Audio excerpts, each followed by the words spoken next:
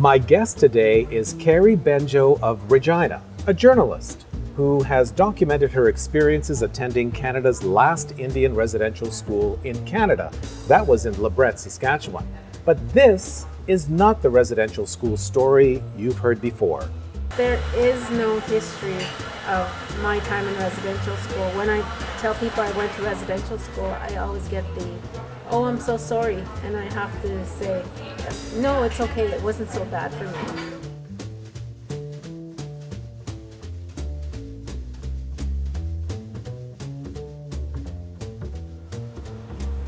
And we are at Brood Awakening with Kerry Benjoe. Hi, Hi. it's good to have you with us. How are you today? Oh, a bit nervous, but glad to be here. Well, I think some of you may recognize Kerry's name from her byline as years as being a reporter at the Regina Leader-Post, but now you are a journalist at CBC Saskatchewan. I hear it's a pretty decent place to work. How is it for you? It's okay so far? In between those two jobs, Kerry worked long and hard on her master's thesis for the School of Journalism at the University of Regina. And you chronicle the last generation of Indian residential school students in Lebret, of which Kerry was a graduate. Here's a brief backgrounder. The Coppell Indian Residential School was the first Indian residential school to open in the West in 1884 and the last one to close in Canada in 1998. Canada's dark legacy of Indian residential schools is well documented. What's not told so much, though, until now, is that last generation of students who attended the school in Lebret. The school, called White Calf Collegiate, was operated by the Star Blanket Cree Nation from 1984 to its closure. Kerry graduated from the school in the early 90s. She is a fourth generation residential school survivor. She is Saulteaux Dakota Cree from the Muscophening Saulteaux Nation. And for her thesis, Kerry reconnected with former students, parents, teachers, and support workers who told their stories that paint a different picture of the school. So Kerry, thanks again for joining us. What got you interested in telling this story? I think what got me interested was the fact that there is no history of my time in residential school. When I tell people I went to residential school, I always get "Oh, I'm so sorry," and I have to say, no, it's okay, it wasn't so bad for me. And I'm really tired of having to explain that, and I think that's common among students of this era, because our story is completely different from that of our parents. Well, give us a sense of how, in what way your story is different than the Indian residential school experience of your parents and grandparents. I wasn't abused. I wasn't assaulted in any way. There was a lot of cultural pride, pride in oneself. There was a real focus on education and athletics. I think that was to build us up as students so that when we left the school, we had the tools we needed to be successful. And my parents didn't have that. It wasn't a very happy place for them. My dad ran away from the school so many times that he was bald he was 13 years old and he finally ran away from the school and escaped, and they left him alone. My mom told me that residential school was the place where she learned to cry. That wasn't what I experienced. I was surrounded by friends. We laughed. The halls were filled with laughter. Even our supervisors doubled as like surrogate parents for us. They consoled us when we were upset. They cheered us on. They were supportive. They gave us advice. They scolded us when we needed to be scolded. They really filled that role as parents when we had to be away from our parents. How is it, though, given your family's residential school experience? How is it? Because you weren't living in Lebret. That's not where you grew up, right? No. No. So somebody sent you to Lebret. So how was that decision made to send you there, given your family's history? There was no high school in my reserve. The only option was residential school or get bused off to Regina to attend school. And so either way, I would have had to have left my community. And I appreciate that my mom chose Lebret because I had a chance to be sheltered from some of the experiences people of my generation may have experienced here in the city, like in a predominantly non-Indigenous education system. I was surrounded by people like me. I was taught by people like me, so I didn't have those sense of feeling bad about who I was. I always felt like I was equal to everybody, just because that I didn't face a whole lot of racism from the time I entered school. And how did that make you feel, looking back now? I think that really gave me a step up, because when I did leave Lebret, I entered the University of Regina and I pursued my English and my Indigenous studies. But first off, it was English, and I was probably the only brown face in a sea of white when I attended. But that didn't stop me. Like, I didn't feel inferior to anybody.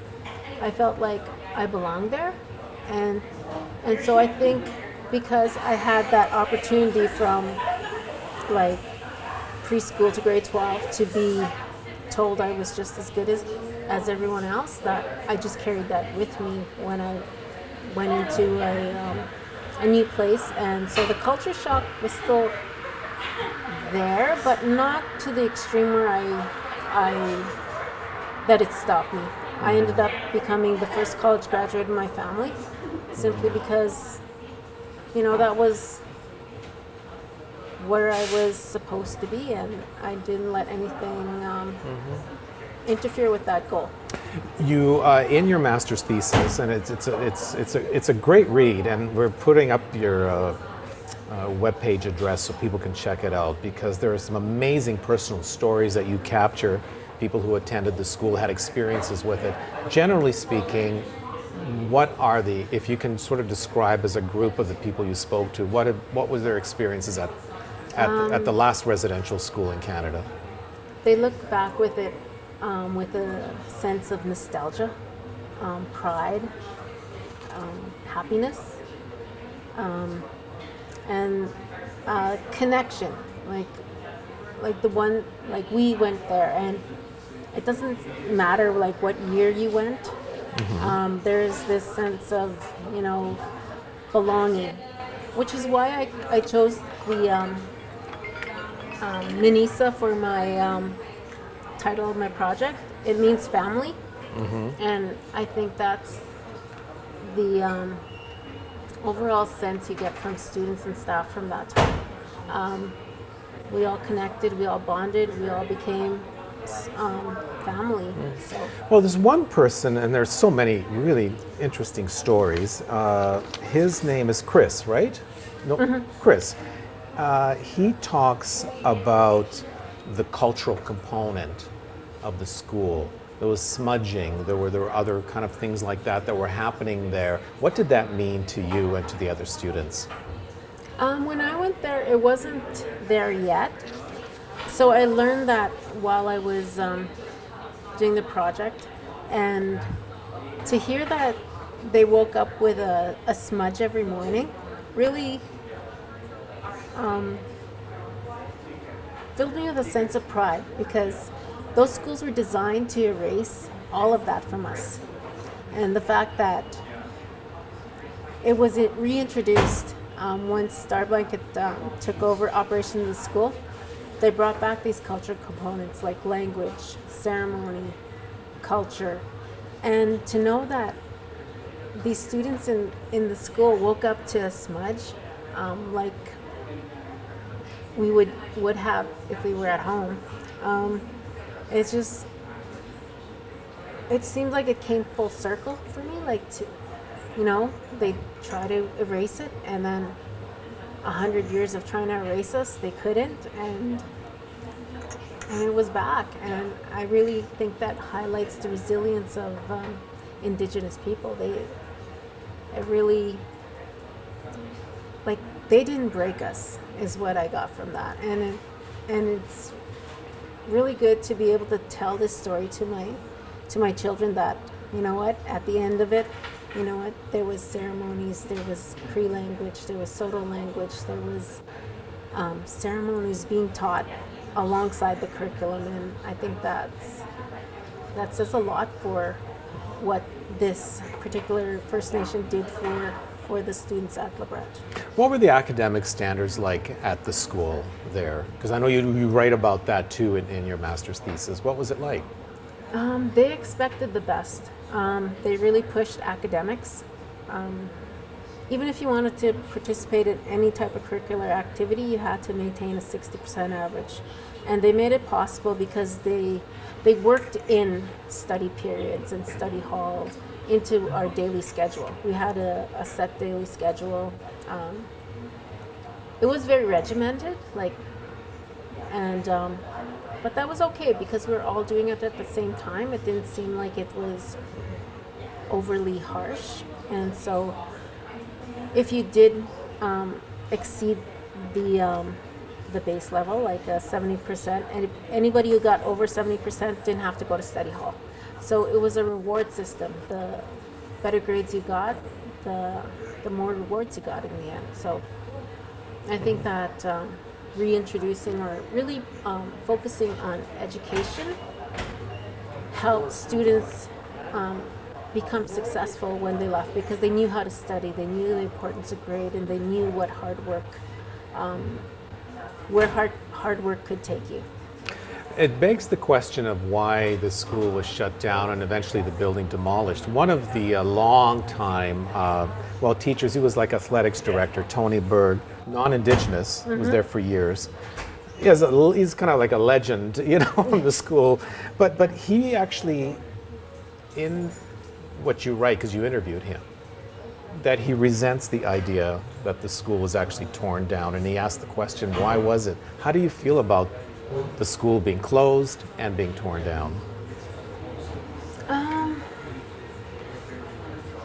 I think it wasn't fair because there was a formula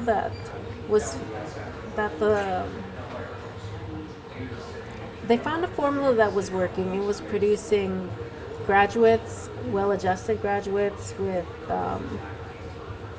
and they were providing an environment that was safe, and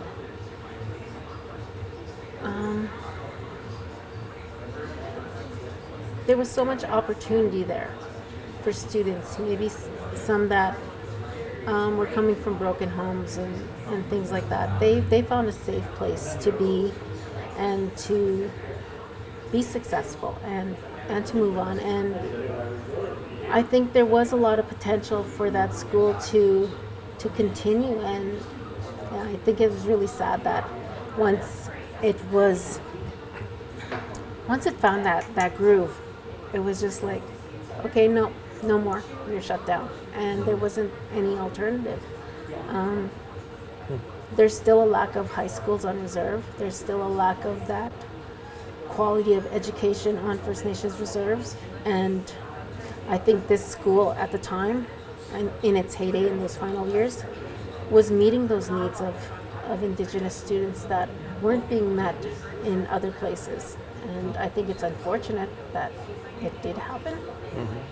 And I share Tony's sentiments on that because I know what it did for me, and I know what it did for a lot of my fellow students. Interesting in your thesis too that you proposed and you put out there a lesson plan for teachers. I'm wondering what's your idea for that, for this last residential school, for non-Indigenous especially people to learn about this? Well, I think this is a really important chapter. It's a chapter that hasn't been told, and I think it's essential to tell the full narrative of Indian residential schools. We need to get the final chapter, because there's questions always raised about well, was it that bad right until the end? And so this project hopefully answers a bit of that question that no, it wasn't that. It wasn't horrible like the stories that you hear from previous generations. I'm not trying to take away from that experience, but I want people to be able to get the full grasp of residential schools because they operated right up until 1998. And so our story has been absent. Like when I was researching, there was very little, very like a minuscule amount of information on residential schools from my time. So I know there's a lack of information, and I think being able to teach this to the next generation will help to highlight the resilience that I keep talking about of Indigenous people, that we did survive that system. Not only did we survive it, we flipped it around, we turned it and made it work for us. And so I think for my children, I think it's important for them to know that story, and I think it's important for my grandchildren to know that story, that, you know what, we're here because we come from a long line of survivors, people that refused to give up and held on to our culture, and the fact that we still have fluent Cree speakers, we still have our ceremonies, we still have all these celebrations, is the fact that it's because people survived. And so it's my job, because they made it easy for me to carry on that story and to highlight their successes, because they did a lot to help me become the person I am. So I didn't get here on my own. I got here because of their sacrifices. So basically that's what why I wanted to provide that information, because there is no information. And so if a teacher wants to look at my website and share it with their students, there's a lesson plan that they can go through it. And so I approached a friend of mine, and she was happy enough to volunteer to do a lesson plan, and so I included it. It was a great idea. It's an amazing read. Thank you very much for sharing your story and your personal experiences on this. Kerry, thank you. Thank you for having me.